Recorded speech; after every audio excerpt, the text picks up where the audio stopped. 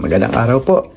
Ito po yung lingkod, Freddy Legaspi sa Facebook at Filipinos America Vlog sa YouTube. Ulitin ko po, sa YouTube at Filipinos sa America Vlog sa YouTube. At kung hindi pa ho kayo nakapag-subscribe, ito man po ay libre.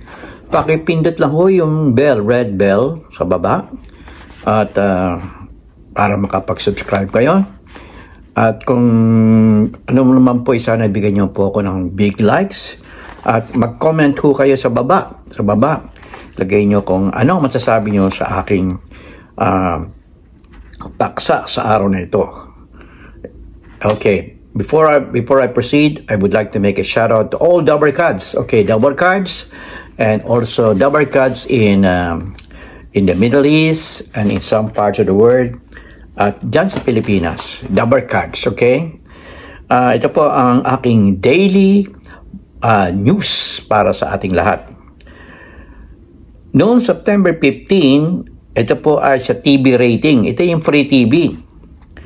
Noong September 15, ang TVJ po ay nakakuha ng 4.3%. Nandiyan po Nandiyan.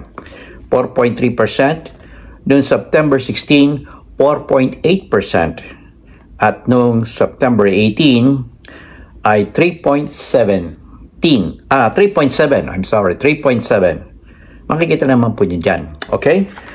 Ang pangalawa po ay ang Showtime. 3.1% noong September 15. Nandiyan po. 3.4 in September 16 and 3.4 noong September 18. Medyo close yata, nung September 18. Okay? Ngayon September 21. Oh. Tingnan natin po ang kaganapan dito sa September 21. Alam ko mayroong magaganap yata. Ewan ko kung matutuloy ho yung September 21. Ito po ang panghuli. Kulelat. Ang Itbulaga ng tape ay September 15, 3.1. Okay.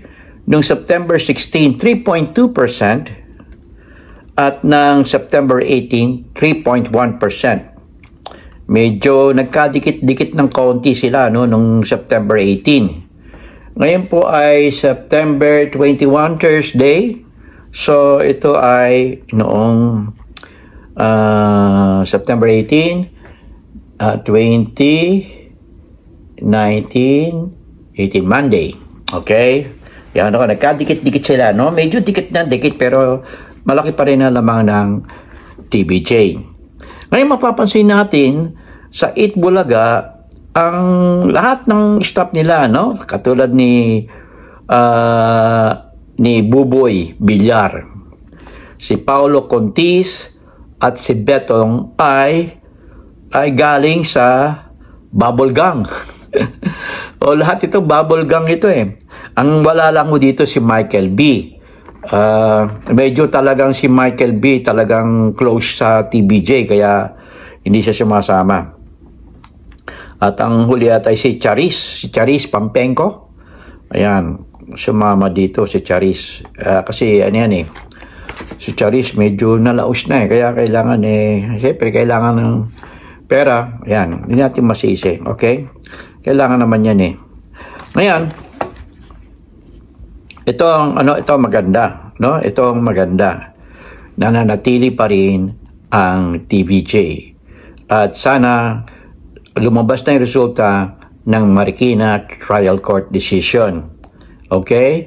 Okay, pero ang nakikita ko, sa nangyayari ito, parati silang kulilat. Simula noong September 15, 16 at 18. So, yan lang ho ang aking masasabi sa araw na ito. Napakiklilan po, pero sana tuloy-tuloy natin supportahan ang TVJ.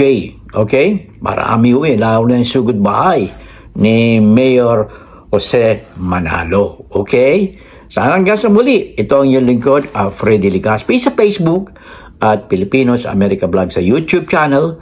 And please subscribe and make a big likes at mag-comment lang po tayo. Okay? Hanggang sa muli. This is your host, Freddy at Filipinos America Vlog YouTube.